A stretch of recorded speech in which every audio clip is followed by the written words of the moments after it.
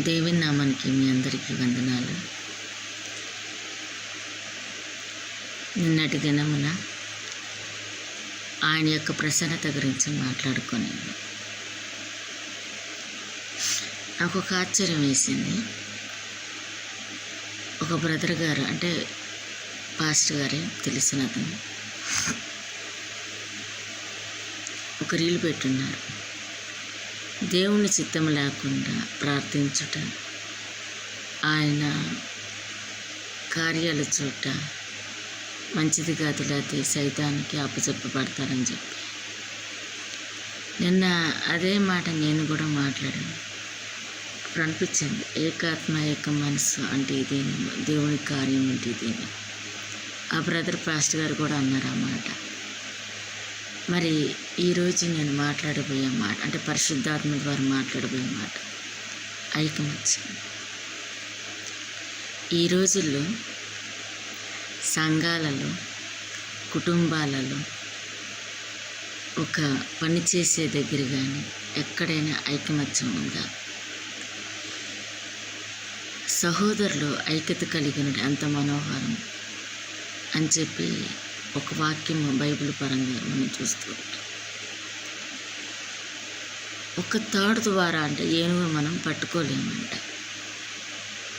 అవి ఒక 10, 15, 20 తాడులు కలిపి దాని ద్వారా ఒక ఏనుగును కట్టేయచ్చు అంట.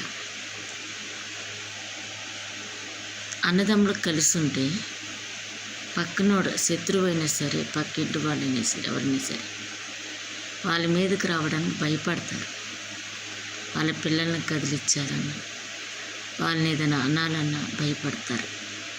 అరే వాళ్ళది పెద్ద కుటుంబం రా, అందరూ ఒకే మాట మీద ఐక్యత కలిగి ఉంటారు, ఏమనంటే మన మీదకి వస్తారని భయపడతారు.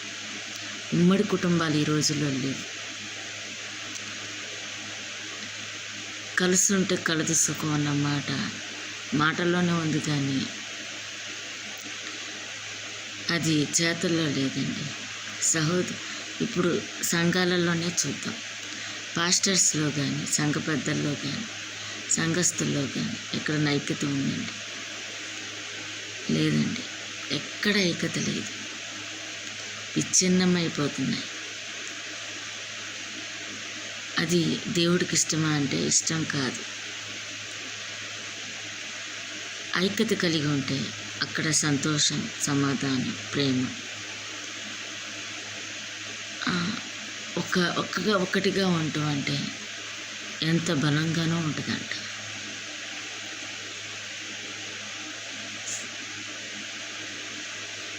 ఐక్యత లేని చోటు ఇప్పుడు బైబిల్ పరంగానే చూద్దాము.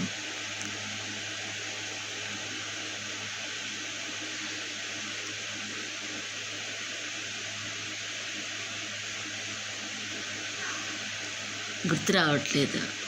ఒక అబ్రహాము, లోతు ఒక్కటిగా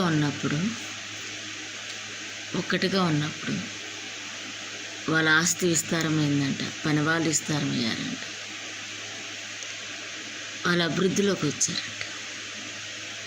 ఎప్పుడైతే లోకాన్ని చూసి లోతు సొదొమ గొమొర్రా వైపు వెళ్ళిపోయాడంట.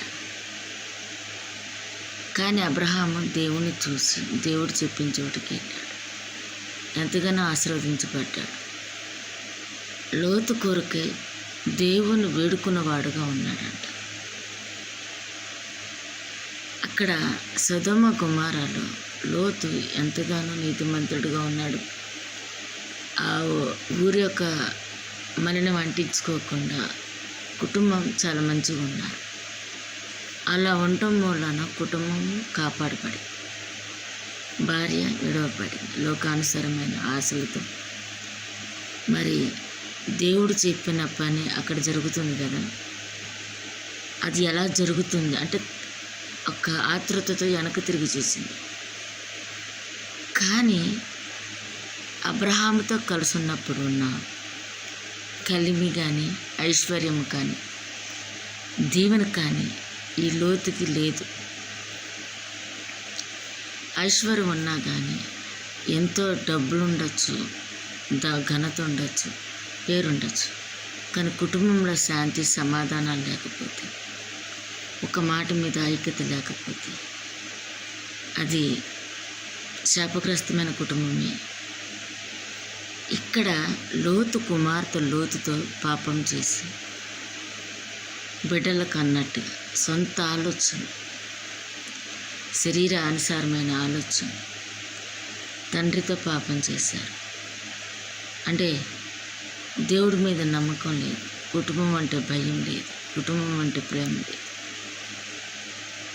అబ్రహాముతో అంటే ఆశీర్వదించబడిన కుమారుడితో కలిసి ఉన్నప్పుడు ఐక్యతగా ఒక మాట మీద ఉంటే ఉన్న దీవెన వేరైనప్పుడు లేదు. ఇక్కడ మనం తెలుసుకున్నది ఏంటంటే, ఒక్క మాట మీద మనం ఉండాలి. ఒక బలమైన వాళ్ళతో బలహీనమైన వాడు కలిస్తే, తెలివైన వాళ్ళతో, వివేకం గల వాళ్ళతో, జ్ఞానం గల వాళ్ళతో, ఒక అవివేకి అవ్వచ్చు, ఒక తెలివి తక్కువ అవ్వచ్చు, కలిస్తే అలా బహుగా ఆశీర్వదించబడతారంట. సామెతల్లో ఇలాంటి విషయాలు చాలా ఉన్నాయి. అబ్రహాం నుంచి ఎప్పుడైతే లోతు వేరైపోయాడో లోకానికి అప్పచెప్పబడు.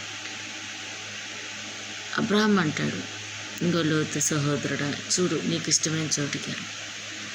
ఆ లోకంలో ఉన్న పచ్చదనాన్ని చూశాడు, అభివృద్ధి చూశాడు, ఐశ్వర్యం చూశాడు, కానీ దేవుని సన్నిధి ఉందా, దేవుని యొక్క ఆరాధన ఉందా, దేవుని బిడ్డలు ఉన్నారని చూడలేదు. అబ్రహాము దేవుని చేతికి అప్పగించబడ్డాడు. తను ఆశీర్వదించబడాడు. తనతో పాటు వచ్చిన లోతును కూడా కాపాడుకోవాలని చూశాడు, కానీ శాపగ్రస్తమైన కుటుంబం. ప్రియమైన సహోదరి సహోదరులారా, నేను ఒకటే కోరుకుంటాను, కుటుంబమైన మరి సంఘస్థులైన ఎవరైనా కలిసి కట్టుగా ఐక్యమెచ్చుకుంటేనే ఎన్నో జయాలు చూస్తాం. అలా కాకుండా మనం వేరైపోయి సొంత ఆలోచనతో, సొంత తలంపులతో దేవుని కార్యాల మీదే మళ్ళీ అనుమానం, అపోహ, అసలు ఎలా జరిగిద్దో చూద్దాం, ఇట్లాంటి ఆలోచన కలిగి ఉందనుకో, అవ్వ ఆదాంలాగా, లోతు భార్యలాగా, సౌలు ఇట్లాగా చాలామంది ఉన్నారు బైబిల్లో చూసుకోలేదు. ఆశీర్వదించబడిన వాళ్ళు కొంతమంది దేవునితో కలిసిపోయి అందరితో ప్రేమగా ఉండి సంఘాల్లో, కుటుంబాలలో, మన చుట్టుపక్కల ఐక్యత కలిగి ఉంటే ఎవరొచ్చి మనల్ని ఏం చేయాలి. అటువంటి మనసును, అంత ఐక్యమత్యం మన కుటుంబాలకి, మన సంఘాలకి దేవుడు అనుగ్రహించి తన ఆత్మ ద్వారా నడిపించుగాక. ఆమె వందనాలండి.